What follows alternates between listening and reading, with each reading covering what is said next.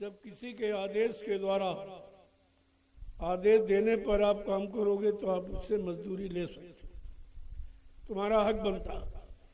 लेकिन अपने हट से, अपनी जिद से कोई काम करने लगो, उसका कोई लाभ, उसका किसी तरह का कोई लाभ नहीं होता। लोगों ने यही किया। जो पिछले युग के ऋषि मुनि थे वो हट से जंगल में तपस्या करते थे। कोई गुरु तो था नहीं, और गुरु ने आदेश दिया नहीं। जब गुरु आदेश देगा तब गुरु दया करेगा, शक्ति और ताकत भी देगा, हर तरह का सहयोग करेगा, सफलता दिलाएगा। लेकिन जब कोई आदेश देने वाला नहीं तो आप मजदूरी किससे मांगोगे? यही कमी लोगों की नहीं। अपने हर से योग साधना करने लगे। मतलब शरीर को तोड़ने मरोड़ने से इससे क्या निकलेगा?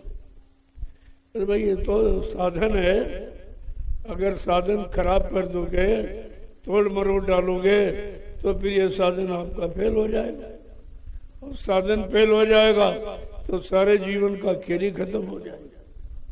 ये तो लोगों ने बताया नहीं, और उसकी शारीरिक इंद्रियों की साधना में लगे। सारा समय अच्छा समय था, शरीर का अच्छा समय मिला था। इतना लंबा समय कलयुग में तो है नहीं। जो सतयुग था द्वापर में मिला, लेकिन समय मिला, शरीर मिला, और आपकी उम्र ज्यादा मिली, लेकिन शरीर को यानी समर्थमान बनाने के लिए या शरीर के अंदर रहने वाली चेतन जीवात्मा को जगाने वाले संत महापुरुष नहीं मिले। इसलिए शरीर का काम तो हुआ, राजपाट, धन दौलत, मान सम्मान, पद पत्नी, बाल बच्चे तो आपको मिल गए। ये तो सबके पास है, पशुओं के पास, पक्षियों के पास, जिस जो शरीरधारी कोई हो सबके पास ही है। तो इसमें तुम्हारे पास खासियत क्या? तो फिर वही पशुओं वाले कर्म आप करते रहे। तो इसलिए जब कलयुग में संत पधारे तो उन्होंने जीवों पर दया किया। दया करके उनका जड़ का जो फसाव था उसको ढीला किया और चेतन की तरफ मुखातिब किया। जब चेतन की बात कही तो पहले तो घबराहट पैदा हुई। अरे भाई ये क्या कर रहे हैं, कहाँ लिए जा रहे हैं? ये तो किसी ने कभी नहीं कराया, पता नहीं कहाँ ले जाएंगे, क्या कराएंगे। लेकिन धीरे धीरे धीरे धीरे सत्संग सुनाते सुनाते उसके अंदर चेतना जागृति पैदा की। जब चेतना जागृति पैदा की, उसको होश दिला दिया, अरे भाई जो तुम करते हो ये तुम्हारा काम नहीं है, ये तो तुम जिसके देश में रहते हो उसका काम करते हो, ये तुम उसी की पूजा करते हो जिसके देश में रहते हो, और तुम्हारा देश है नहीं, लिहाजा ये पूजा भी तुम्हारी नहीं, तुम्हारे काम आने वाली नहीं। बहुत मतलब समय गुजर गया, 750 वर्षों में वो धीरे धीरे धीरे धीरे जीवों को जगा पाए, और जगा के सतपथ के रास्ते पे लाके खड़ा कर। ये जीवों के साथ उनकी मेहनत, उनका परिश्रम, उनकी दया, ये जब मिली तब जीव धीरे धीरे खड़ा हुआ है। अब भी मचलता है, मचल जाता है, क्योंकि समय भी कोई ज्यादा नहीं हुआ जागे। क्योंकि सोने का समय अगर जोड़ो तो 3 युग तुम्हारे सोने में चले गए, और 5,500 वर्ष कलयुग के भी चले गए। सोने का समय ज्यादा और जगने का समय कम रहा। तो जगने का समय कम तो जागृति का भाव भी कम है। अभी भाव मजबूत नहीं हुआ। अभी जरा सी इधर कोई परेशानी आ जाए, फट से उधर चले जाओ, जबकि उधर परेशानी में ही रहे हो। सारे जितने जीवन मिले, जिन शरीरों में परेशानी आप उठाते रहे, लेकिन उस परेशानी को आप परेशानी नहीं समझे। तुम ये समझते थे यही काम है, असली काम शरीर का यही है, और उसे में आप लगे रहे। अगर तुम्हारे अंदर ये जागृति पैदा कर दी जाए कि नहीं भाई ये काम नहीं कर रहे हो, ये तुम फंसने वाला काम करो, तुम निकलने वाला काम करो, और अपने घर जाने वाला और अपने मालिक से मिलने वाला काम करो, अपनी जीवात्मा को परमात्मा से मिलाने वाला। जब ये जानकारी दी गई तब कहीं थोड़ा थोड़ा होश आया, थोड़ा थोड़ा होश आया, लेकिन अभी मौजूदगी नहीं है। अभी आप अटक सकते हो, जरा सी कोई परेशानी आ जाए तो तुम भटक जाओ। इसलिए महापुरुष तुम्हारी परेशानी को दूर करते रहते। किया तो तुमने, भोगना तुमको था, लेकिन सूली का काटा करते कि जहाँ फांसी लगनी है या जान जानी है वहाँ थोड़ी बहुत रोज खरोच आ जाएगी, वही कोई हाथ पैर टूट जाएगा, लेकिन वो ठीक हो। आत्मा को बचाया जाता, क्योंकि आत्मा उसकी है, शरीर उसका नहीं।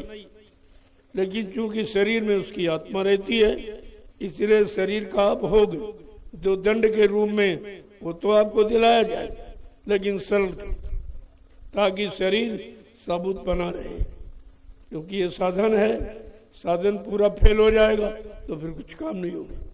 तो साधन को भी सुरक्षित रखा जाता और जीवात्मा को बचाया जाता। अब तो ये काम करने में देर है, क्योंकि भोग तो आपका किया हुआ, लेकिन आप भूल गए हो। आपको नहीं मालूम तुम कैसे कैसे जालिम पाप खराब कर्म करके आए हो, किसको मार तोड़ करके आए हो, किसी का हाथ तोड़ा, किसी का पैर तोड़ा, तो सजा तो आपको मिलेगी। लेकिन सदगुरु की शरण में आकर ये सब माफ कर दिया, सब धीरे धीरे, बहुत सरल, मतलब एक नाम मात्र, ताकि ये न हो कि बिना कर्म सजा दिए ही ले गए। ऐसा क्यों किया?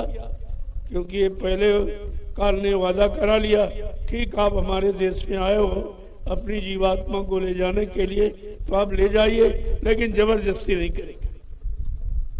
आप जबरदस्ती नहीं करोगे, पिछले कर्मों के भोग को याद नहीं करोगे, हमारा कर्म कर्जा नहीं देगा। और जिस योनि में जाएगा उसमें आप नफरत पैदा नहीं करो, नहीं तो हमारा कर्जा ही नहीं देगा। तो एक राजा था, उसने कोई अच्छा काम नहीं किया, जैसे इस समय कह रहा, कोई अच्छा, कोई धर्म का, कोई कर्म का, कोई इंसानियत का, मानवता का, दया का कोई काम नहीं कर रहा। ठीक इसी तरह तो एक महात्मा जी आए, वो महात्मा किस तरह से हो दिलाने के लिए अपने आप पहुंच जाते, वो किसी का इंतजार नहीं करते, कोई हमको बुलावे, कोई सम्मान दे, ये कुछ नहीं, वो अपना काम करते। तो जब देखा कि राजा का समय आखिरी है, तो महात्मा जी पहुंच गए। पहुंच कर बैठे तो राजा ने कि महात्मा जी हमारा भविष्य बता दीजिए। कल हमारा भविष्य तो आपको बताऊंगा, आपका भविष्य बड़ा खराब है। कल क्या है? कल अब की बार आपका योनि का भोग सुअर की योनि में। अरे महाराज, हम राजा महाराजा ये दाग मिश्री मछुआरे खाने वाले, उसमें तो इष्टा खाता हूँ, उस योनि में कैसे? कल मैं देखो आपका भोग है, वो आपका भोग आपका किया हुआ है, और अब भी आप कुछ अच्छा नहीं कर रहे हो, तो उसमें तो आपको जाना पड़ेगा। नहीं नहीं, ऐसा ही दया कर दीजिए और कोई योनि दे दीजिए, सुअर की योनि बहुत खराब है, ये गंदगी खाता है, गंदगी में रहता, हम राजा महाराजा कैसे रहेंगे? कल नहीं नहीं, तुम राजा थोड़ी तब रहोगे, जब उस योनि में जाओगे तो राजा थोड़ी होगे, ना राजा का भाव होगा। कहा अच्छा ऐसा करो, पहले तुम चले जाओ, जब तकलीफ देखूंगा तब तुमको निकाल लूंगा। जब राजा खत्म हुआ तो सुअर की योनि में पैदा हो गया, तो भोग था उसका।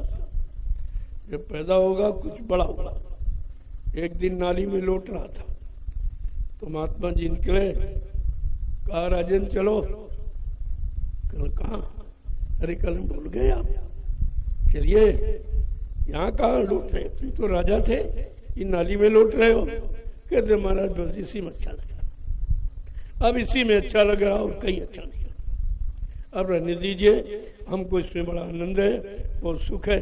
देखो भोग कैसे भोगाया जाता, वो काल कैसे भाव पैदा कर देगा दृढ़ मजबूत, कि आप भोग भोगने के लिए शौकीन हो जाओगे, तैयार हो जाओगे। तो कहने का मतलब ये है कि जब जिस योनि में कर्म आपने किया है और उस कर्म का फल उसी योनि शरीर में आपको मिलना है। और जब मना किया जाए तो आप मानते नहीं। जैसे मनुष्य शरीर में आपको चेतावनी दी जा रही कि भाई शाकाहारी हो जाइए, अच्छे नेक भले चरित्रवान ईमानदार ये काम करो, नहीं आगे बड़ी खराब योनियां है उसके लिए आपको उसमें जाना पड़ेगा।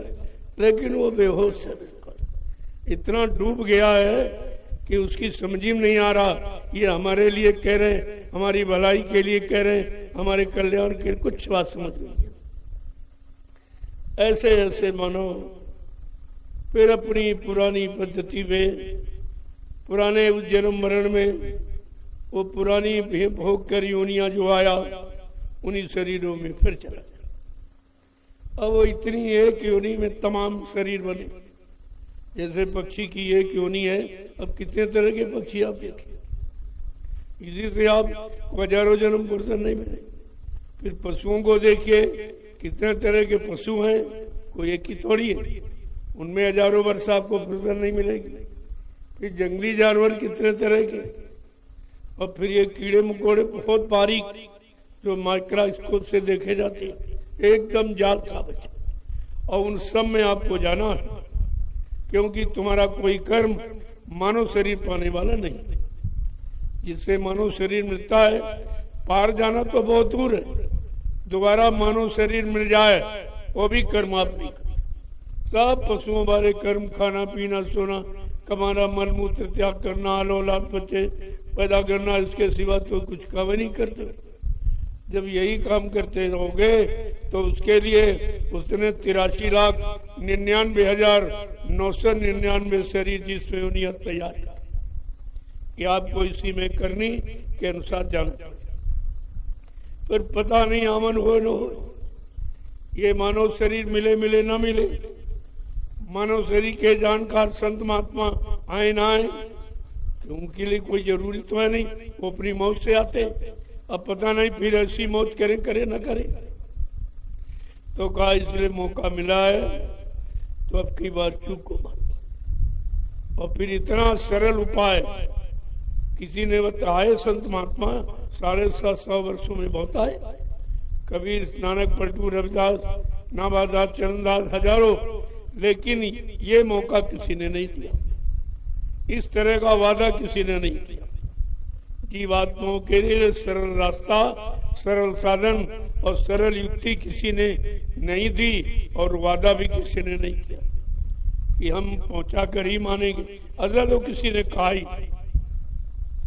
आप जीवों को सोचना चाहिए। इसीलिए बाबा जी को अपना प्रचार करना पड़ा, अपना खुद संदेश देना पड़ा। अपनी दया कैसे देते हैं वो भी आपको बताए, तो खुद ही अपना प्रचार, क्योंकि उनका प्रचार यहाँ कोई जानता ही नहीं था। जब यही नहीं मालूम था कहाँ से आए, क्यों आए, अपनी मौत से आए, तो यहाँ तो जो भेजे गए सतलोक से वो आए थे, अपनी मौज इच्छा से कोई आया ही नहीं था, वो तो पहली बार आए। इसलिए उनको अपनी जानकारी खुद दी, और एक तरह से नहीं, हजारों तरह से। और कितने दिन? 60 वर्ष, 60 वर्ष हुए और 11 वर्ष, 71 वर्ष ये जानकारी में चला गया, और जानकारी लेकर भी सब भूल गए, सब भटक। किसी को जानकारी नहीं कि भाई हमको जानकारी दी है तो किसी ने दी है, भाई क्या काम करना चाहिए, ऐसी जानकारी किसी ने दी नहीं। अगर दया करके दी है तो हमको दया बुलानी नहीं चाहिए। जानकारी लेकर धीरज से अपना काम, वो भी कहा तुम निमिष मात्र खड़े हो, काम तो मैं करूंगा, केवल निमिष मात्र खड़े हो जाओ और अपनी जगह खड़े हो। वो भी जीव नहीं करेगा, उसमें भी वो भटक गया, इधर उधर चला गया और अभी भाग रहा। अभी कहीं यहाँ कहीं वहाँ कहीं वहाँ, जहाँ कुछ थोड़ा सा लाभ दिखाई चला गया, और ये नहीं मालूम जो लाभ जो तुम लेने जा रहे हो वो लाभ तुम्हारा है नहीं, और तुम्हारे साथ हो जाएगा नहीं। तुम तो अकेले आए, अकेले जाओगे। अगर यही जानकारी बनी रहती कि हमारे आने की स्थिति क्या थी और रहने की स्थिति क्या और फिर जाने की स्थिति क्या हो, जन्म, जीवन और मरण, ये तीन ही चीजें सत्य। जन्म, जीवन और मृत्यु ये सत्य। जन्म हो गया, अब आप जीवन कैसे जिएंगे, और अगर जीवन जीना नहीं सीख पाए तो मौत के पास तो जाना ही पड़ेगा। अंत में मौत के पास तो जाना ही पड़ेगा। लेकिन ऐसा जीवन जी लो कि एक बार के बाद दोबारा मृत्यु में जाने ही नहीं। ये महापुरुष आपको सिखा रहा, जानकारी दे रहे। लेकिन अरबों खरबों लोग मानव शरीर पाए हैं, लेकिन ये जानकारी किसी के पास नहीं। चाहे जितना बड़ा ज्ञानी ध्यानी विज्ञानी हो, धनवान बलवान बुद्धिमान, लेकिन ये जानकारी किसी को नहीं है कि जीवन मिला है तो हम जीवन कैसे जिए, और ऐसा जिए कि दोबारा मृत्यु के करीब ना आना पड़े, मृत्यु के शिकंजे में ना फंसना पड़े। ये जानकारी किसी को नहीं है। ये तो कोई बिरला, कहते हैं कोई बिरला जो द्वार तुम्हारे आया, कोई बिरला ही जान पाएगा तो तुम्हारे दर पे आया, तुम्हारे दरबार दर में आया और तुम्हारे दर का बन गया, और यानी वो तो पा गया और बाकी बेचारे सब भूल भरम में रह गए। तो कहने का मतलब है सत्संग तो दो ही शब्द कि मानव शरीर किराए का मकान है और रहते रहते काम बनाओ, इसके अलावा कोई सत्संग। अब ये दो बातें आपकी समझ में कैसे आएंगी, तुम्हारे अंदर विश्वास कैसे बनेगा, तुम करने के लिए कैसे तैयार होगे, उसके लिए कितने दृष्टांत, कितने उदाहरण, कितने एग्जाम्पल तरह तरह के आपको दिए जाए कि किसी तरह से ये दो बातें आपकी समझ में आ जाएं। ये शरीर किराए का मकान मेरा नहीं है, ये भाड़े पर मिला है, और रहते रहते हम अपनी जीवात्मा का काम बना लें। इसके अलावा तुम्हारा और कोई काम, जो भी करते हो सब काल का काम करते, अपना काम कोई नहीं करता। और अपने काम की जानकारी काल ने देने भी नहीं दी। जो पिछले युगों में देने आए उनको पहले ही फंसा लिया। पहले लोभ लालच देकर तुम राजा बन जाओगे, धनी मानी बन जाओगे, मतलब यानी ये बन जाओगे, वो बन जाओगे, इतनी रानियां, इतने यानी बच्चे होंगे, इतने ये सब। लेकिन ये नहीं कहा कि ये मानव तन इन जीवात्मा को जगाने के लिए मिला और घर पहुंचा नहीं। ये जानकारी होने ही नहीं थी। इससे काल बहुत दूर रखा जीवों को कि अगर ये कहीं जान गए तो सब निकल जाएंगे, फिर तो हमारी व्यवस्था ही फेल हो जाएगी। जो शासन करने के लिए हमने तपस्या की है और कहा देने सत्पुरुष से हमने वरदान मांगा कि हमको चेतन भंडार दे दीजिए, और चेतन भंडार बगैर जीवात्मा के हो नहीं सकता। इतना होशियार है, उसने जीवात्मा को ही मांग लिया। अब एवं मस्त कह दिया तो देना पड़ा, फंस गए। कहा ठीक है। तभी जीव कहता है भाई एक बार तो आपने मौज कर दी, फिर कहीं ऐसी मौज न कर दे। कहते नहीं, अब ऐसी मौज कभी नहीं। एक बार हो गई, उसमें भी तुमको बड़ा अहंकार का था कि हम ऊपर के मंडल में और नीचे के मंडल शायद इससे अच्छे हों क्या, ये तुम्हारे अंदर इच्छा उठी थी, वो भी तुम्हारी पूरी हो गई। अब तुम रो रही हो, चिल्ला रही हो। जो बताया कि उसको माना नहीं, कि जा तो रही हो लेकिन काल माया का देश है, उसके पास फंसाने के बहुत तरीके हैं, वो फंसा देगा और फिर तुम निकल कर कभी नहीं आ पाओ। तो हमारी इस नाम डोर को मत छोड़ो। यही नामदान नाम डोर है, यही आधार जीवात्मा का, और इसी को पकड़ा के भेजा गया। अब काल ने इसी को छीन लिया। जब कोई वही नाम डोर पकड़ाने वाला आएगा तब यह जीवात्मा जा सकेगी, और किसी पूजा पूजा कोई आदर साधन से नहीं जाएगी। तो कितनी बड़ी चीज आपको समय की मिली, लेकिन कितने लोग होश में बैठे। अभी तो सब बेहोश में ही, सब बेहोशी का नशा खाए हुए। किसी को होश ही नहीं है भाई हमें कहाँ जाना है, किधर जाना है, हमारा देश किधर है, वो रास्ता किधर है, वो हमारा मालिक किधर है, मेरा सच्चा पिया प्रीतम कहाँ है, हमारा लोग कहाँ है। ये तो जानकारी दी जा रही है, ये किसी को मालूम थोड़ी। यहाँ किसी से पूछो, कोई नहीं बता पाएगा कुछ। ये सच्चा आत्मज्ञान किसी को नहीं पता। इसीलिए कहा शब्द पारखी, गुरु कैसा हो, शब्द की पारी करनी, शब्द पार की गुरु जो होवे तो झट देवे भेद लिखा है।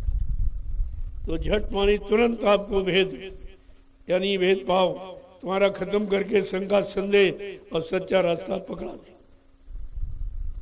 लेकिन शब्द की पारी करनी, यहाँ तो अक्षर की पहचान है, 26 अक्षर है, इतने मात्राएं हैं, इतने ये हैं, इतने वो हैं, ये सब दुनिया भर का बखेड़ा जिससे कुछ होने वाला नहीं है। और ये इसी को आपने ज्ञान मान लिया और इसी भौतिक ज्ञान में फंस गए, ये झूठा।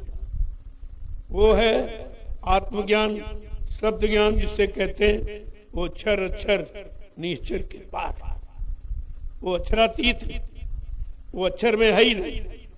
अक्षर मिट जाता है और शब्द मिटता। शब्द माने आवाज, अगर दोनों हाथ आप मारो आपस में आवाज निकलेगी। ये कभी नहीं मिटेगी, जब चाहो तुम निकालो, जब चाहो तुम निकालो, लेकिन जो लिखोगे वो मिट जाएगी। काला अक्षर मिट सकता है लेकिन शब्द मिटता नहीं। इसलिए संत महापुरुष तुम्हें शब्द पारखी बनाने कि तुम शब्द की पारी करो, शब्द की पहचान करो, और शब्द तुम्हारा है और तुम्हारी जीवात्मा का आधार है। इसलिए शब्द को जीवात्मा का मेल करा। ये सूरज शब्द योग माने मेल है, ये सूरज शब्द का योग माने मेल है। ये मेल करा दो, जो बिचारी विच्छेद में हो गई यानी संधि में परिवर्तित कर दो, इसको जोड़ दो, ये अलग हो गई। अब ये कैसे अलग हुई पहले ये समझो, और जुड़ेगी कैसे, ये भी दोनों तरीके। ये अलग कैसे हुई और जुड़ेगी कैसे, जब दोनों तरीके आपको मालूम हो जाएंगे तब ये जो अलग हो गई उसको आप जोड़ सकते हो। और जोड़ने के बाद फिर कभी आप अलग नहीं होने दोगे, क्योंकि अलग होने की जानकारी आपको पहले से। इसलिए महापुरुष भौतिक आध्यात्मिक दोनों ज्ञानों की जानकारी आपको। इस संसार में रह रहे हो, शरीर में रह रहे हो, समाज परिवारों में रह रहे हो, रिश्ते नातों में बंधे हो, ये सब कुछ आपने किया, लेकिन ये तो यहीं कहीं रहेगा। तुमने साथ जाने वाला तो कोई कर्म किया ही नहीं, साथ जाने वाला कोई सामान इकट्ठा किया ही नहीं। अब तुम्हारे साथ जाएगा क्या, कहते धोखा हो। तब कह रहा धोखा हो गया, मन पछतायो अवसर बीते। का अवसर निकल जाएगा तो मन केवल तू पश्चाताप करेगा, कुछ नहीं कर। इसलिए समय से जाग, समय से चेत जा, और महापुरुषों के वचनों को पकड़ ले, तो तेरा ये भूला बिछड़ा जो रास्ता है ये सही हो जाएगा। नहीं तो यहाँ कोई सही करने वाले नहीं है, भटकाने वाले तो सभी बैठे। झूठा प्रेम, झूठा रिश्ता, ये जोड़ जाड़ के सब भटका देंगे, तुम्हारे शरीर की शक्ति को निचोड़ देंगे सब। और ये क्या किया, और तुम्हारे साथ ये कुछ नहीं कर सकते। रिश्ता जोड़ने का मतलब तुम्हें खराब करना। सबसे पहले तुम्हारे चरित्र को नष्ट करेगा। इधर चरित्र की शिक्षा दी जा रही, उधर चरित्र नष्ट करने वाला, जिसको तुम साथी कहते हो, हमारा पति है, हमारा साथी, हमारा जीवन साथी, उसने क्या किया, सर्वप्रथम तुम्हारे चरित्र को नष्ट कर दिया, तुम्हारी शक्ति को खत्म कर दिया। ये बात बताई नहीं गई, क्योंकि पहले उसने कह दिया जिस शरीरों में जाएगा उसमें आप नफरत पैदा नहीं करोगे, मैं हमारा कर्जा नहीं देगा। वो कैसा कैसा फूल ब्रह्म क्या पैदा का रिश्ता, रिश्ता, इसीलिए उसका नाम है रिश्ता। रिश्ता माने बहता, कहते नहीं बर्तन रिसरा फूटा, ये फूटा है और धीरे धीरे सब बह जाएगा। ऐसे रिश्ता जैसे जुड़ा तो धीरे धीरे सारी शक्ति सब निकल जाएगी। फिर ये खोखला, ये चमड़े का खोल क्या करेगा, फिर आप इससे कुछ काम नहीं कर सकते। तो महापुरुष की वाणी तो बड़ी कठिन है, लेकिन अगर समझ में आ जाए तो कितने जन्मों के कूड़े कचरे से तुम्हें अलग कर दे, समझ में आ जाए। और समझ में एक दिन में तो आएगी नहीं। बहुर काल करिए सत्संगा, तबे होए संशय सबंगा।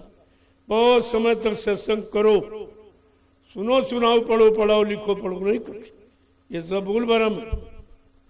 ये काले अक्षरों के चक्कर में अगर पड़ गए तो जीवन नष्ट हो जाएगा और मिलेगा कुछ। इसलिए सत्संग करो, जब करोगे तो करनी का अनुभव होगा। करनी सत्य होती, भले चाहे बुरे कर्म की हो चाहे अच्छे कर्म की, लेकिन कर्मी सत्य होती, वो भुलाई नहीं जाती। कोई गंदा काम अगर आपने किया तो जीवन भर नहीं बोलोगे, या किसी ने तुम्हारे साथ कोई गंदा कर्म कर दिया तो आप नहीं बोलोगे। जब वो सामने पड़ेगा तब आपको अपना कर्म याद आएगा। इसका मतलब है गंदगी हमने बहुत अच्छे तरीके से पहचानी, बहुत अच्छी तरीके से अपना बना के उसको रखा है, उसको मुद्दतों से हमने अंदर में स्थान दिया, तभी तो जल्दी प्रवेश हो जाती और ठहर जाती और अच्छा ही भूल जाते हो। अभी सत्संग हो रहा, कुछ भी याद नहीं रहेगा। 1 घंटे के बाद अगर हम पूछे मैंने क्या बताया तो कुछ याद नहीं। अगर किसी ने गाली दी तो 20 साल बाद तक याद रहेगी कि हमने हमको फला स्थान पर इसने कहा था। अब देखिए मन की पकड़ कितनी गंदी है, कितनी खराब है कि अच्छाई को नहीं पकड़ता, बुराई को पकड़ता। अब आपको उन बुराइयों से कैसे दूर होना, तो धीरे धीरे बुराई को दूर करने वाले संत महात्मा मिलने चाहिए, जिन्होंने अपने आप को बुराई से अलग कर। शरीर में रहते हुए भी शरीर का कोई भान नहीं रहता, कोई भान, किसी अंग का कोई भान नहीं रहता। इनको वीतरागी महात्मा कहते, इनको जितेंद्री कहते, जिन्होंने अपनी इंद्री को जीत लिया। केवल 2 इंद्रियां आपको खराब करती, जिह्वा और निभ्या, कि जीभ से खाया और नीचे वाली इंद्री से निकाल दिया। ये 2 ही तुम्हारे शरीर को नष्ट करती हैं और 2 ही के चक्कर में तुम फंसे पड़े हो। पहले तो स्वाद इंद्री के चक्कर में ये खा ले, ये खा ले, ऐसा खा ले, वैसा खा ले, और फिर वो अंदर गया तो निकालने वाली इंद्री निकाल के बाहर कर दी। रहने कुछ नहीं, बचे का कुछ नहीं। इसलिए कहा भाई 2 पर विजय प्राप्त करो, जिह्वा और निभ्या। अगर जिह्वा निभ्या पर आपने कंट्रोल कर दिया तो आप जीत गए। फिर आपको कोई जीतने वाला नहीं, जीतने वाला, भटकाने वाला, बरमाने वाला, अटकाने वाला फिर कोई नहीं। लेकिन 2 इंद्रियों की बात तो किसी ने की ही नहीं। कोई कुछ कहता, कोई कुछ कहता, कोई कुछ कहता। तो ये बाहर का उपचार काम नहीं। जैसे बाहर में आपने लगोरी लगा ली और मन नहीं बचा तो लगोरी क्या करेगी, वो क्या करेगी? अरे वो तो बाहर की लगाम है। जब अंदर से आपको चेतना की लगाम लगेगी तब वो भी काम करेगी। उसका सहयोग है, बहुत बड़ा सहयोग है। लेकिन सहयोग कब है? जब अंदर से तुम्हारा मन उस सहयोग को स्वीकार करेगा कि नहीं बहुत अच्छी। मैंने आपसे कहा है कि ये संग को ढके, ये ढंग के रखते ही हो आप, और तो कोई अंग नहीं पड़ता, न आँख पर, न कान पर, न नाक पर, न हाथ पर, किसी पर आपने पर्दा नहीं डाला, वो गंदगी पर पर्दा डाला। इसलिए ये गंदगी से दूर, गंदगी से बचो, गंदगी को मत देखो, न फंस जाओगे। इसीलिए केवल इसी अंग पर पर्दा और किसी पर पर्दा। ये ऐसा क्यों किया गया? तो आज इसीलिए संत मत इसे स्वीकार करता है कि अंग को, लिंग को ओट में रखो। लिंगोटी का मतलब यही, ओट माने आड़। जब रखोगे तब वासना नहीं जगेगी, वासना प्रबल रूप नहीं लेगी, काम उत्तेजित नहीं होगा। इतना बाहर का बंधन फायदा करता है, लेकिन पूर्ण रूपेण फायदा करेगा जब तुम्हारा मन अंकुश को मानेगा। अगर नहीं माना तो फिर कोई। मैंने लोगों से पूछा, भाई आप लंगोटी टाट की लगाए हो, जब से लंगोटी लगाई कितने बच्चे पैदा? कोई कह रहा 2, कोई रहा 3, 4। फिर मतलब क्या हुआ लगाने का? जिसके लिए लगाई गई वो तो काम बंद ही नहीं हुआ। फिर ये काम नहीं करेगी, ये लगाम काम नहीं करेगी जब अंदर से भी और बाहर से भी। जब अंदर से तुम्हारा मन स्वीकार करेगा कि ये बुरा है, ये खराब है, ये गंदा है, यही हमको नरक में जाने का कारण बनाता है, यही हमारी शक्ति को, शारीरिक शक्ति को बर्बाद करता है, लिहाजा हम इस पर अंकुश। तो ये बाहर का अंकुश आपके काम आएगा। जो घोड़ा लगाम नहीं मानता है, लगाम को में दाग कर मत खड़ा, कितना खींचो काचो इतनी मजबूत उसने बन की लगती नहीं। और जिसने स्वीकार कर लिया कि लगाम रोकने के लिए लगी है, हमें रुकना है, तो फट से रुक जाता। उसी पर आप अंकुश का प्रयोग भी कर सकते हो और प्रयोग करके उसका लाभ ले सकते हो। तो मैंने एक इशारा किया था, आप थोड़ा सा ऐसे करके कि आए दिन यही शिकायत, मन नहीं लगता है, मन नहीं शांत हो रहा, मन नहीं साथ दे रहा, मतलब सत्संग में सुनने नहीं दे रहा, नींद आ रही है, भजन नहीं हो रहा, और मतलब यानी ये नहीं वो नहीं, सब शिकायत। तो हमने एक छोटा सा एक तरीका आपको बताया कि भाई इसका प्रयोग करो, ये सबके लिए लाभ। ऐसा नहीं कि पुरुषों के सब, क्योंकि वो अंग तो सबके पास है और उसी अंग से खतरा हो, खतरा ही नहीं। और कहां से खतरा? खतरा का मतलब बिगड़ना। उस अंग से बिगाड़ होता है, उसी अंग से शक्ति का ह्रास होता, और उसी को पाप से जोड़ दिया गया कि आप न करें, इसलिए कहा ये पाप से। आप पाप उसमें क्या है? वो तो क्रिया है, पशु नहीं कर रहा है, सारी कर रहे हैं। लेकिन पशुओं को आप देखिए, नंगे रहते हैं, कपड़े भी नहीं पहनते, लेकिन साल में एक, कितना संयमी जीवन। अरे संयम सीखो तो पशुओं से, पक्षियों से सीखो, कीड़े मकोड़ों, यानी 83,99,999 योनियां तुम्हारी गुरु ही है, तुम्हें हर तरफ का ज्ञान करा देंगे। कितने संयम में रहते, कोई कपड़ा नहीं पहनता, कोई कुछ नहीं करता, क्योंकि उनके अंदर वो अपना प्राकृतिक भोजन करते, बस ये कमी। वो जो कुदरत देती वही खाते, और तुम बिगाड़ के खाते हो। तुमने भोजन बिगाड़ा, तुम्हारा मन बिगड़ गया। अब मन बिगड़ गया तो हाथी है, आप कंट्रोल नहीं कर सकते। हाथी बिगड़ जाए फिर कंट्रोल करना बड़ा मुश्किल, और मन तो हाथी से भी बड़ा। ये अगर बिगड़ गया तो बड़े बड़े ऋषि मुनियों को धराशायी कर दिया। 60,000 वर्ष तपस्या सिंगी ऋषि ने की, और जरा सी बेस्या ने काम बाण मारा और बेकार। 60 साल की तपस्या को एकदम चौपट कर दिया। तो ये वो शरीर में तुम्हारे भी है, और वो प्रधान है काम, उसी से सारी सृष्टि बनी है, सबसे बड़ा है, सबसे प्रधान। तो उस पर विजय प्राप्त करना कठिन। हाँ, उसका उपाय है, ये उपाय है जो आपको बताया गया, ये उपाय। जब आप करके देखोगे तो खुद ही आपको पता चला। अब कभी किया नहीं, थोड़ा सा परेशानी महसूस होगी, लेकिन अगर जब करने लगोगे फिर आप कहोगे यही ठीक, इसके अलावा सब बेकार। फिर आपको कुछ करने की जरूरत। अरे कभी इसी को ढकने के लिए ही तो कितने कपड़े पहनते। अगर एक लंगोटी बांध ली सब ढक गया, कुछ नहीं करना पड़ा। एक 4 अंगुल कपड़े से काम बन गया आपका। और महापुरुषों ने 4 अंगुल की लंगोटी से वो काम करा दिया जो बड़े बड़े ऋषि मुनि हजारों वर्ष जंगल में तपस्या करने, योग साधना करने में फेल हो गए और नहीं सफल हो पाए, और टाट बोरा ने सफल करा। जिन्होंने आदेश को माना, ये टाट नहीं पहना, आदेश पहना गया। आप लोग बोरा पहने घूम रहे, आदेश कुछ नहीं, तो उससे कुछ नहीं होगा, उससे कोई लाभ आपको नहीं मिलेगा। हाँ, ये बाहरी थोड़े से अशुद्ध खान पान से बच जाओ, लेकिन जिसके लिए पहराया गया वो तो काम नहीं हुआ।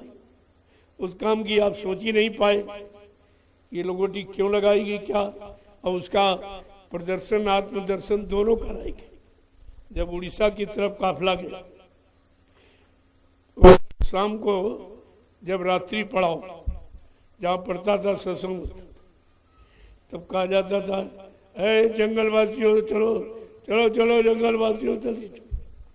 तो सब कपड़े उतार दिए, केवल लंगोटी और जनेऊ और झंडा, ये 3 शरीर, और सामने लाइन में खड़ा कर। कहा देखो ये माँ बहन बेटियां बैठी, सब कुछ करना, लेकिन ये अंग मत खोलना, ये लंगोटी नहीं खुलेगी। यही सच्ची, अगर सच्चाई से लंगोटी लगा ली जिस महात्मा ने, उसने प्रभु को प्राप्त कर लिया। जो विद्यार्थी सच्ची लंगोटी लगा ली तो वो फिर फर्स्ट डिवीजन ही आएगा, उसका ज्ञान कभी पीछे नहीं जाएगा। और जिस पहलवान ने अंगूठी लगा ली विश्व विजेता, और जिस साधक ने लगा ली उसने परमात्मा को प्राप्त कर लिया। ये तो इतना बड़ा काम करेगी, लेकिन अंतर बहिर्मुख दोनों तरफ से। जो पहले तुम्हें बाहर से सिखाया जा रहा कि तुम बाहर में खराब हो रहे हो, और खराब करने का प्रथम तरीका आंख। 80% पाप आंख से चलती। तो आंख से देखो मगर तको नहीं, देखो मगर तको नहीं, खाओ पर छको नहीं, चलो ऐसा पर थको नहीं, लेकिन बोलो पर बको नहीं। इस चीज का हमेशा ध्यान रखो, तो तुम्हारी शक्ति का दुरुपयोग नहीं होगा। और यही शक्ति धीरे धीरे थोड़ी बचा के इकट्ठी कर लोगे तो बैंक बैलेंस हो जाएगा। फिर आप सभी काम कर सकते। किसी काम में मन आपका धोखा नहीं देगा, आत्मा बलवती हो जाएगी, ये सब काम हो जाएगा अगर इन 9 द्वारों की शक्ति को आपने रोक लिया। ये हमेशा खुले ही नहीं, ये बंद तो नहीं रहते। 2 आंख है, 2 कान है, 2 नाक के सुराख, एक मुंह है, नीचे गुदा और इंद्री, ये सब खुले रहते। जब खुले रहते तो इनसे शक्ति बहा करती, निकला करती ऑटोमेटिक। और निकलते निकलते इसी से तमाम तो ऐसे आप बर्बाद करते हो। अनावश्यक, नहीं जरूरत है फिर भी देख रहे हो, नहीं आवश्यकता फिर भी सुन रहे हो, नहीं खाना फिर भी आप खा रहे हो, नहीं चल के जाना फिर भी वहां पहुंच रहे हो। हाथों से जो धर्म का काम यानी सेवा का करना वो आप नहीं कर रहे, मारकाट करने लगे, तो बिगाड़ हुआ है। जब बाहर का बिगाड़ रुकेगा, धीरे धीरे यही बिगाड़ तुम्हारे संभाल का कारण बन जाएगा, फिर अंदर से भी आपका काम होने लगेगा।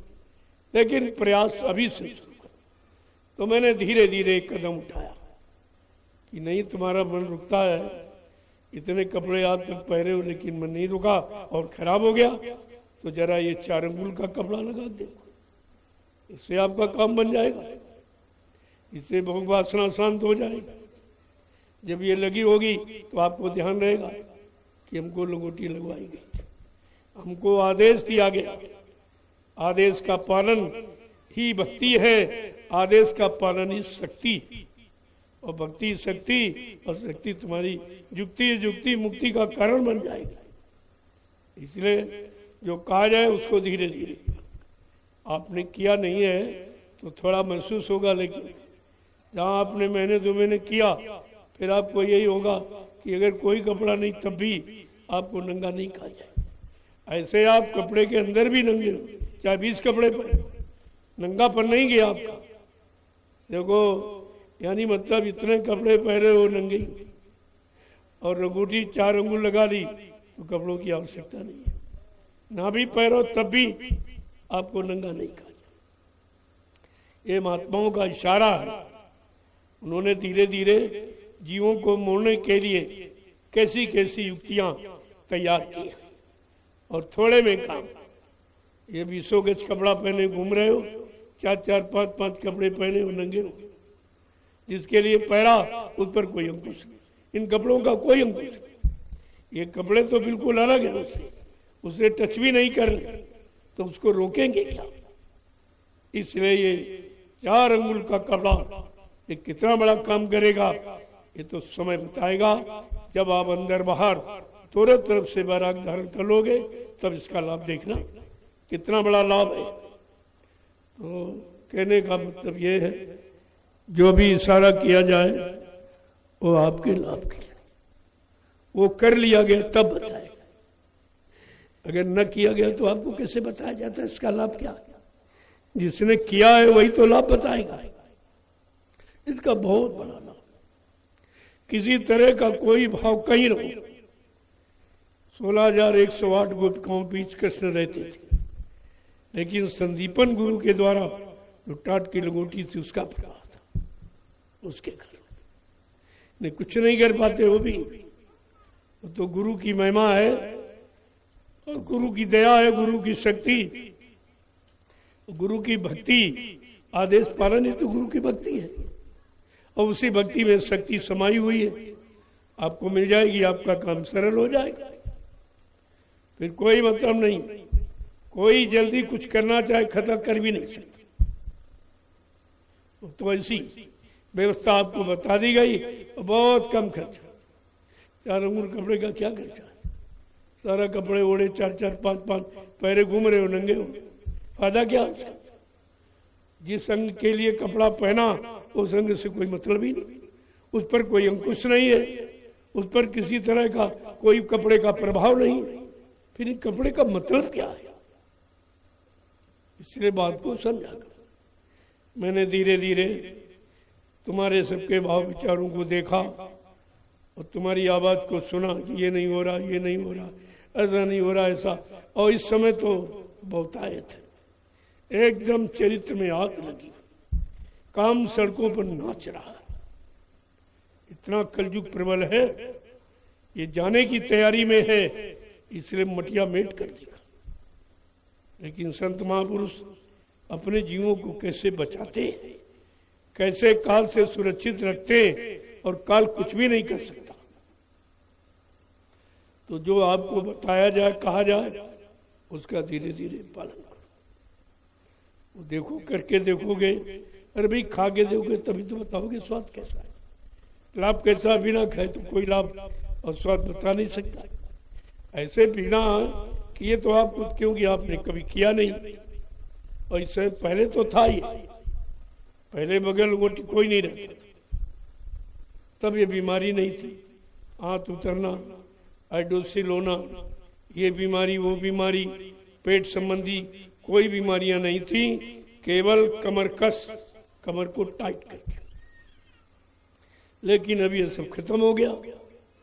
पहले अंडरवियर तब भी नाड़ा तेज बांधा जाता, और वो चड्डी आ गई, चड्डी कस गई तुम्हारे पर, चड्डी ने सब बिगाड़ के रख दिया, कुछ नहीं बचा, सब मरीज हो गए, पेट के, कमर के, हाथ के, इसके उसके। ये इस वस्त्र के ना प्रयोग से कितना भारी नुकसान जीवों का हुआ। अगर महात्माओं की बात मान लेते तो तुम बीमारी के शिकार नहीं होते, जल्दी कोई बीमारी नहीं आती। तो तुमने कोई बात नहीं मानी है, अब बीमारी सिवा तुम्हारे पास कुछ है ही नहीं। जो पैदा करते हो 70% डॉक्टर के घर जा रहा और 20% फैशन में जा रहा, दोनों बेकार। डॉक्टर ने लूट लिया और फैशन ने मन को लूट लिया, तो दोनों तरफ से लूटे जा रहे, तन और मन दोनों तुम्हारे लूटे जा रहे, और समझ में तुम्हारी कुछ नहीं आ रही। लूट रहे हो फिर भी नहीं जान पा रहे कि हमें कौन कौन लूट रहा, कैसे कैसे लूट रहा, कुछ जानकारी नहीं। वो कहते हैं बहुत जानकार, और झूठा अहंकार करते हैं बड़े जानकार। अरे तुम अपने लिए नहीं जान पाए, जो तुम्हारे लिए रोज खतरा हो रहा, रोज तुम्हें रात दिन लूट रहा, तो तुम जानते ही क्या हो? अपने लूटने को नहीं रोक पाए तो दूसरे का लूटना तुम कैसे रोक सकते? एक समस्या पैदा। इसलिए महापुरुषों ने कहा ये सारा काम चाहे भौतिक जगत का हो चाहे आध्यात्मिक जगत का, बगैर गुरु के कोई कर ही नहीं सकता। गुरु का मतलब ज्ञान से। गुरु कोई आदमी इंसान का नाम नहीं है। गु माने अंधकार, रू माने प्रकाश। जो अंधकार से प्रकाश की तरफ, अधर्म से धर्म की तरफ, पाप से पुण्य की तरफ, झूठ से सत्य की तरफ, दानवता से मानवता की तरफ तुमको ला करके खड़ा कर दे, ऐसी चेतन शक्ति को मृत्यलोक मंडल में गुरु कहते। गुरु कोई बनाया नहीं जाता, ये सब बने बनाए जाते, ऊपर से बने बने ये भेजे जाते। जब जैसे गुरु की आवश्यकता, जब जैसे गुरु ज्ञान की जरूरत इंसान को पड़ती है, तब तैसा गुरु वहां से भेजा जाता और वो वही काम करेगा। इसके बाद चला जाएगा, दूसरा आ जाएगा। जैसे आप स्कूल में पढ़ने जाते हो, पहले तो प्राइमरी में गया, तो प्राइमरी वाला जूनियर वालों को थोड़ी पढ़ाएगा। जब प्राइमरी आपने पास की तो जूनियर चले गए। प्राइमरी वाला ये भी नहीं कहेगा कि हमारा अलावा और कोई गुरु नहीं कहना भाई हमारे यहाँ जो था वो तो तुम्हें हमने दे दिया, अब तुम आगे बढ़े, तो दूसरे गुरु, तीसरा। ऐसे ऐसे इन क्लासों को आप मतलब यानी पास करने के लिए कितने गुरु करते हो। ऐसे आत्मा को इन 9 द्वारों से निकालने के लिए कैसे कैसे गुरु की आवश्यकता है वो आपको।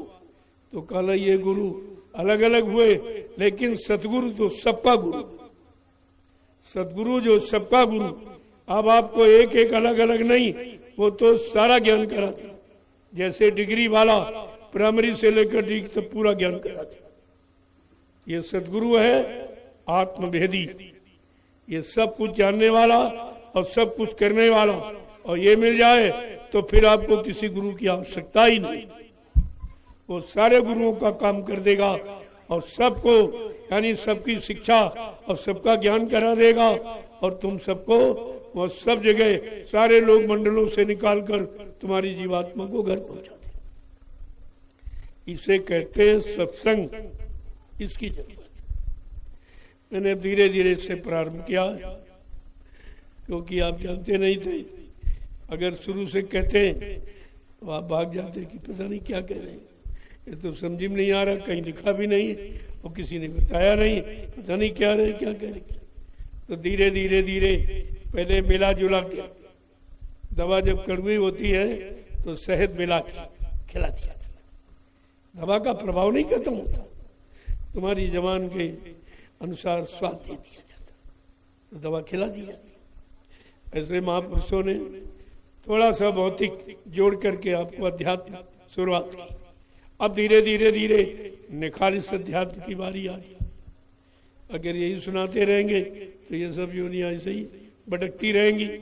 जो असली चीज है उसे तो समय से देना ही चाहिए, तो कोई ना कोई तो करने वाला निकल ही आएगा। ऐसा नहीं अरे एक चिराग जल गया तो करोड़ों बुझे हुए चिरागों को जला सकता, लेकिन कब? जब बुझे हुए चिराग उससे संपर्क करे या जला वाला बुझे वालों से संपर्क करे।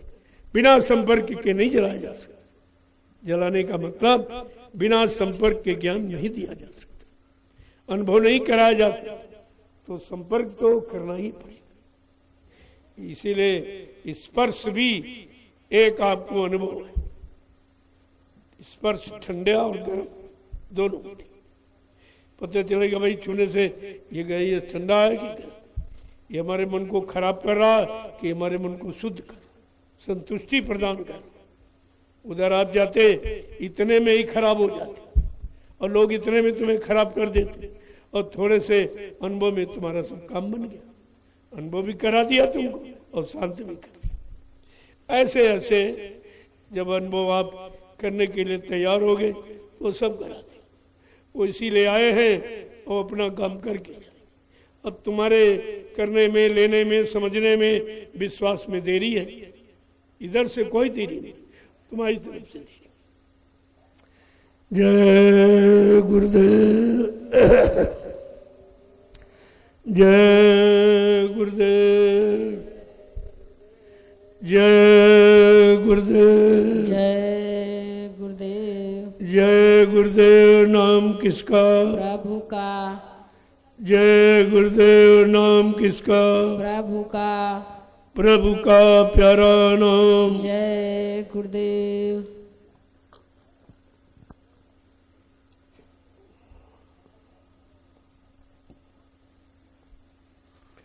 जब भी सत्संग में आने का सौभाग्य मिले तो ये समझो कोई पुण्य कर्म आप पर जा गया। जो 3 युगों से सिखाए गए, ऐसा नहीं कि पूजा पाठ कोई निरर्थक है, उसका अर्थ है, लेकिन वो शरीर इंद्रियों से संबंधित है। वो जीवात्मा परमात्मा से कोई संबंध उसका। इसलिए कराया जाता था कि तुमको पाक साफ शरीर मिला है, ये गंदा न होने पाए। जब तन मन गंदा नहीं होगा तो महात्माओं को जगाने में देर नहीं लगेगी। इसलिए 3 युगों से आपको पुण्य कर्म सिखाए गए कि अपने तन को, मन को और धन को और चित्त को साफ साफ रखना। तो महात्मा आएंगे, संत महापुरुष आएंगे, उनको जगाने में देर नहीं लगी। जब पाक साफ मिलोगे तो क्या देर, लेकिन तुमने वो भी नहीं किया। वो लोग तो यहाँ पूजा भी करते, शराब भी पीते, उनको यही नहीं मालूम ये कर क्या रहे।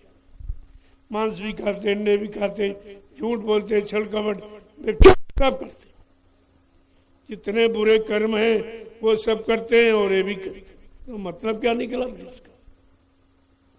इसीलिए इस धर्म का कोई प्रभाव नहीं, इस धर्म से किसी का भी सुधार नहीं, किसी के मन को बदला नहीं गया और मन की गंदी खराब आदतों को भी नहीं बदल पाए, तो ये धर्म किस काम का? तो हमारे किसी काम ना आवे, हमारा कोई सुधार न हो, हमें कोई शांति प्रदान न करे, हमें अच्छे रास्ते पर न चलाए, तो धर्म किस बात का? अरे धर्म धारे थे, धर्म तो धारण का विषय, धर्म प्रवचन व्याख्यान का विषय नहीं, लेकिन इन लोगों ने सब प्रवचन व्याख्यान का विषय बना दिया और धारण न किया, न लोगों को कराया, तो समाज बिगड़ गया। इतना बिगड़ गया कि अब इसे सुधारना मुश्किल।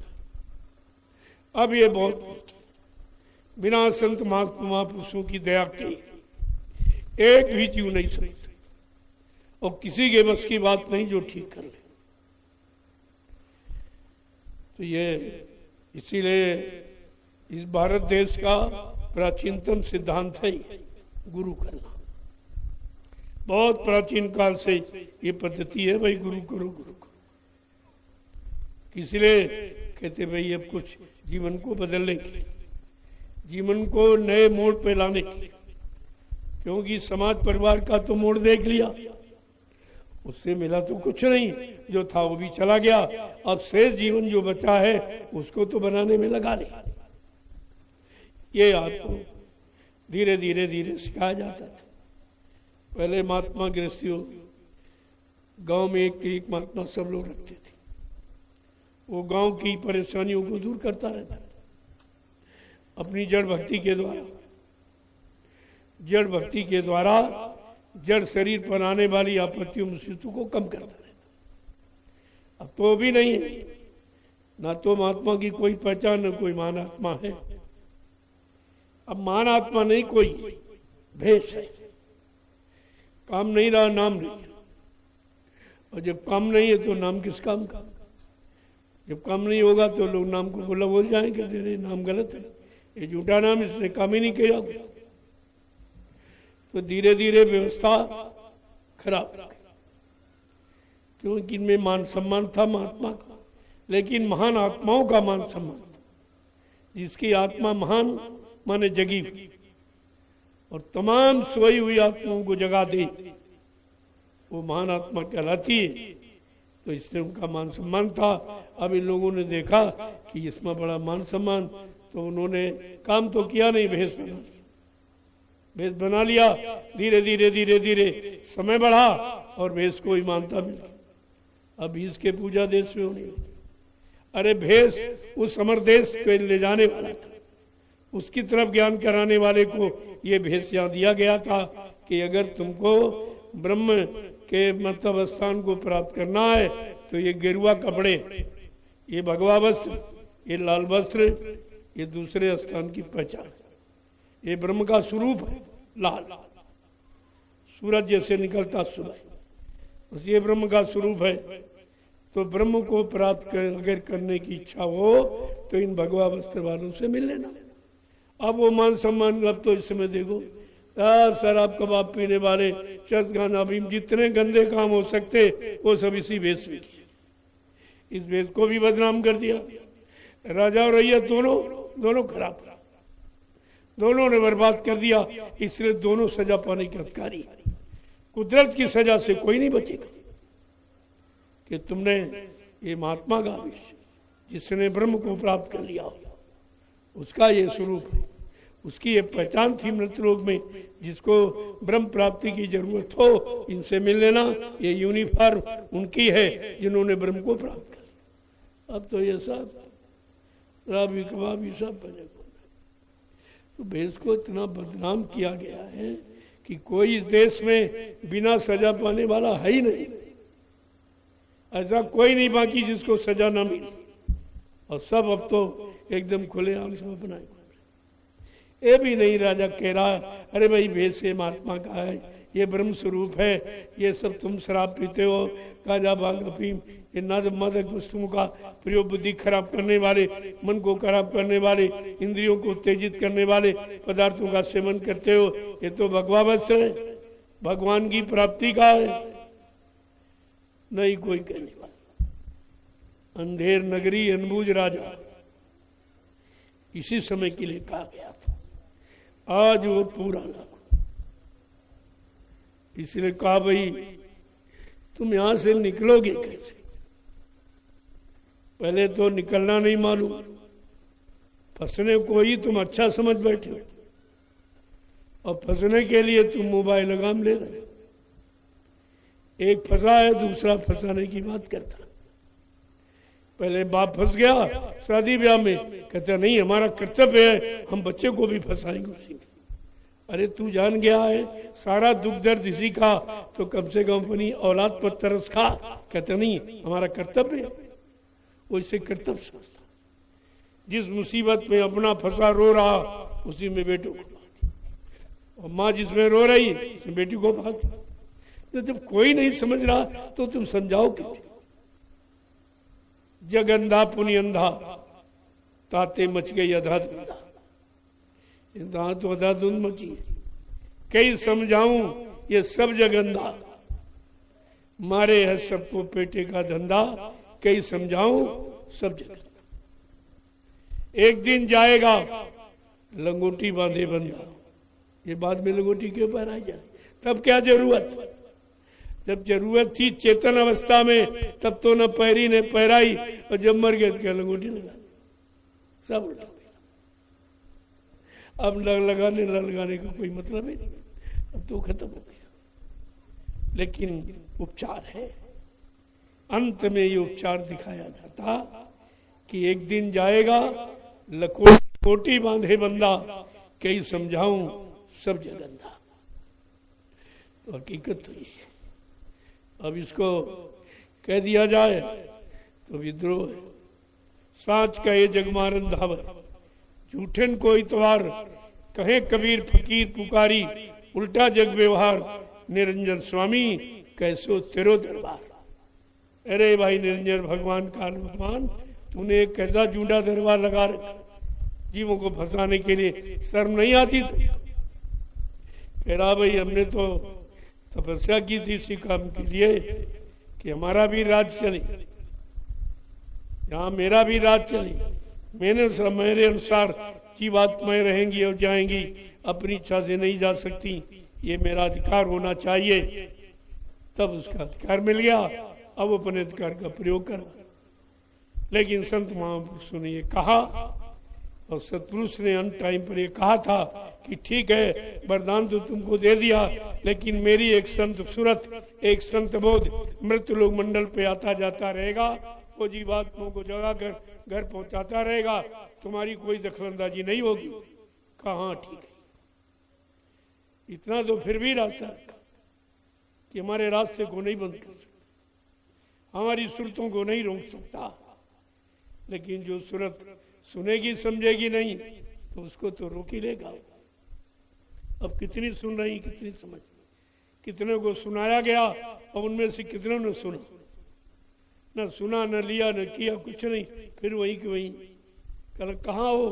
कल जहाँ थे वहां, जहां से आए थे निकल के फिर वहीं चले गए। अब इसमें से तमाम शरीर छोड़ के चले जाए, उनको दोबारा मौका ही नहीं मिलेगा। आपको नौजवान बच्चे उनको मौका मिल जाएगा, अगर वो भी नहीं चेते तो उस समय चेते नहीं रहे तो उसमें चक्कर में घूम रहे, कमीशन कहाँ मिलेगा, ये कहाँ मिलेगा, उधर जा रहे वो भी भटक गए। काल के पास अटकाने भटकाने के बहुत साधन, और सबको भटकाना जानता। लेकिन दयाल ने कहा अरे भाई मेरी युक्ति मेरे पास, अगर मेरी युक्ति को जीव पकड़ लेगा, तेरी अटक बटक उसमें काम नहीं करेगा, उसमें काम नहीं। तो आपको धीरे धीरे पकड़ाई जाएगा। इसलिए कहा ये बहुत सागर पार करना, ये कोई काफी किताब पढ़ लिख करके आप नहीं पार सकते, कोई पूजा पाठ जड़ की करके आप नहीं कर सकते। कोई सामान जोड़ करके रात पाट धन दौलत पत्नी बाल बच्चे इससे भी तुम नहीं पार जाओ कि चलो इनको जोड़ लिया अब इनका सारा मिल जाएगा, ये धक्का मार देंगे हमारी नाव निकल जाएगी। ये भी आपका काम है। ये सारा नहीं है, ये तुम्हारे सहारे बैठे, ये तुम्हारा सहारा चाहते, तुम्हारे सहारे से चल रहे हैं और तुम समझ रहे हो कि हमारा सम्मान, हमारी कदर कर रहे हैं, बड़ी चाह है। चाह कुछ नहीं, और नहीं तो एक बनावट, थोड़ी सी बीमारी का बनावट करिए आप, चारपाई पे 6 महीने के लिए लेट जाओ, टट्टी पेशाब सब करने लगो चारपाई, और डॉक्टर से धीरे से कह दो कि घर वाले आए तो कह दो ये ठीक नहीं होगी, ये अब ठीक नहीं होगी। और जहाँ ऐसा हो गया तो वो सेवा में तो जाएंगे बहुत। कई डॉक्टर साहब ये तो अब मरने की दवा नहीं कोई, जब ये ठीक ही नहीं होगा, जो कमाया वो दवा में खर्च कर दो, तो ये ठीक होगा नहीं, तो इससे तो इसका रहना ठीक ही नहीं। क्या फायदा है ऐसे को रखने से? ये बताओ, इसके मरने की कोई दवा नहीं। तब तुम्हें पता चलेगा कि तुम्हारी कदर करने वाला कोई नहीं। वो तो तुम्हारे स्वार्थ के कारण उसका लगाव है कि बिना पैसे के तुम नौकर औरत के हो, तनख्वाह भी नहीं लेते, रात दिन जुटे पड़े हो, रात दिन जुटे पड़े हो, बिना पैसे तनख्वाह का नौकर है ही, तब तुम्हारी कदर हो रही, रोटी मिल रही। और जरा बीमार बन के देख लीजिए, अभी पता चल जाए कौन तुम्हारा। कोई अभी देखो, एक कोरोना नाम की बीमारी आई, देखा आपने? साक्षात प्रमाण था कि पत्नी पति को घर में नहीं रखना चाहिए, ले जाओ हमारे बच्चे, इनको कहीं कोरोना न हो, बिल्कुल चाहती नहीं है। और अस्पताल कभी देगा ना, हम देखने भी नहीं जाए, कल मर गया, कल ठीक मर गया, हम वो लाश भी नहीं उसकी देखेंगी, ना लाश को लेंगे। ये तुमको दिखा दिया गया कि कितनी नफरत लोगों को तुमसे है, और लगाओ प्रेम कुछ नहीं, ये धोखा। इसलिए अपने को जीना सीखो कि तुम्हें कैसे जीना, तुमको अपने जीवन कैसे निकालना और जीवन को कैसे सार्थक बनाना, ये काम स्वतः तुम्हें करना चाहिए। और नहीं सोचोगे तो ऐसे मार मार खा के सब जा रहे, तुम भी चले जाओगे, मतलब कुछ नहीं निकलेगा। इसलिए महापुरुषों ने कहा, अरे भाई भौतिक जगत से आध्यात्मिक जगत दोनों में लाभ प्राप्त करना चाहते हो तो लाभ प्राप्त कराने वाला जानकार कोई ऐसा गुरु को, गुरु के बिना कुछ होना नहीं है। जैसे जमीन है ये, इसमें भी गुरुत्वाकर्षण वैज्ञानिकों ने सिद्ध किया कि गुरु शक्ति इसमें भी, कि कोई चीज फेंको फौरन अपनी तरफ आकर्षित, अंत में नीचे ही आती, ऊपर नहीं जाती, नीचे। ये गुरुत्वाकर्षण है, यानी गुरु शब्द में ये आकर्षण है, ये शक्ति ताकत है। तो हर जगह आपको प्रमाण मिलता है, चाहे भौतिक जगत से ले लो चाहे। तो इसलिए कहा कि बिना गुरु कृपा पार जाना कठिन है, जाना कठिन है, बिना गुरु कृपा पार जाना कठिन है, बिना गुरु कृपा पार जाना कठिन है, विरह के तो आंसू बहाना कठिन है, आना कठिन है, विरह के दो आंसू बहाना कठिन है, विरह के दो आंसू बहाना कठिन है। देखो ये दोनों काम जबरदस्ती नहीं किया जाता। संसार के तो आंसू आपके पास बहुत है, जरा किसी ने कुछ कह दिया फौरन रोने लगे, लेकिन विरह का आंसू है, काम तो ये करेगा। बिन रोए नहीं पाई वो साहब का दीदार का। विरह का आंसू क्या करता है? मालिक को मिला देता। हंसी हंस कंठ न पायो, जिन पायो तिन रोए, और हासे खेले पीऊ मिले तो कौन सुहागन हो। ये सांसारिक प्रमाण आपको जिससे समझ जाओ कि जैसे ये नकली पति जो शरीर को की शक्ति को नष्ट करने वाला, ये भी रोने के बाद ही मिलता है। जब लड़की ससुराल चलती क्यों रोती है? उसे तो मालूम है कि लड़का भी अच्छा है और घर मकान भी अच्छा है, नौकरी करने वाला सब कुछ, लेकिन रोती क्यों? तो ये एक प्रमाण दिया गया कि सांसारिक पति बिना रोए नहीं मिलता है, तो आध्यात्मिक पति वो बिना विरह के आंसू के कैसे मिल जाएगा? वो विरह के आंसू, ये संसार का आंसू गिराकर सांसारिक पति को पाया और विरह का आंसू गिराकर आत्मिक पति को प्राप्त कर का। ये दोनों साधारण है, ये बहुत मुश्किल से किसी किसी की विरह, इसलिए एक आंख एक किनारे दो, ये संसार ये विरह का दोनों किनारे आपके पास है। और कभी आप अनुभव नहीं करते हो कि संसार के किनारे से तो बहुत आंसू आपने गिरा डाले, लेकिन विरह के किनारे से कोई विरह का आंसू निकला कि नहीं निकला? वो मीरा की निकला था, सहजोबाई की निकला था, कबीर, पलटू, रविदास सबको निकला। उन्हीं ने मालिक को पाया है। बाकी संसार के आंसू गिराने वाले तो सभी हैं, इनको मालिक नहीं मिला। तो आपको आंसुओं को संभाल के रखो। ये आंसू अंदर की पहचान देते हैं। किसी देश में चले जाओ तो जबान की भाषा तो आप नहीं समझ पाओगे, लेकिन अंदर की भाषा समझ जाओगे। अगर आंसू गिरा दे तो फट से जान जाओगे कोई तकलीफ है। अगर हंसते तो पता चल जाएगी सुखी। सुख और दुख यही जीवन के मूल सिद्धांत, इन दोनों की पहचान एक ही है और अंदर की है। तो बाहर की भाषा नहीं आप समझ पाओगे, लेकिन अंदर की भाषा सब जानते। और मुख्य वही है कि सुख मिल जाए, दुख चला जाए, आंसू हंसी में परिवर्तित हो जाए। तुम्हारी इच्छा कामना तो यही रहती है, लेकिन ये दोनों अंदर वाले काम नहीं हो पा रहे। सब रो रहे, सब बता रहे, किसी का काम।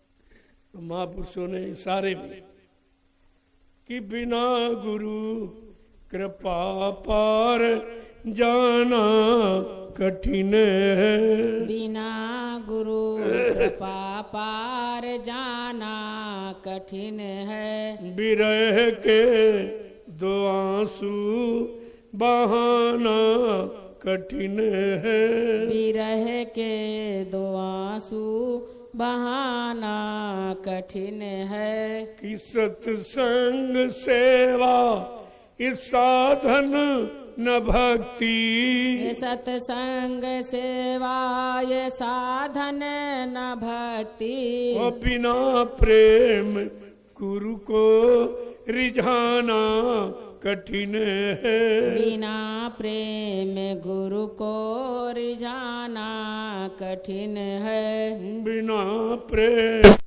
गुरु को रिझाना कठिन है, बिना प्रेम गुरु को रिझाना कठिन है। बिना गुरु कृपा पार जाना कठिन है, बिना गुरु कृपा पार जाना कठिन है। देखो किस तरीके से महापुरुषों ने कहा सब कुछ कर लिया, अगर प्रेम से नहीं किया तब भी उस सेवा का फल नहीं होता है।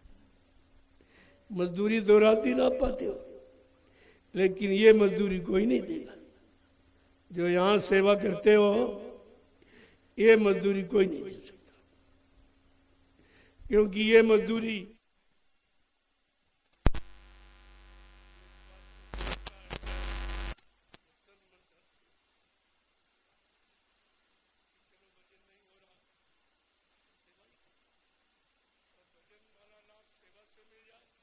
इससे सरल क्या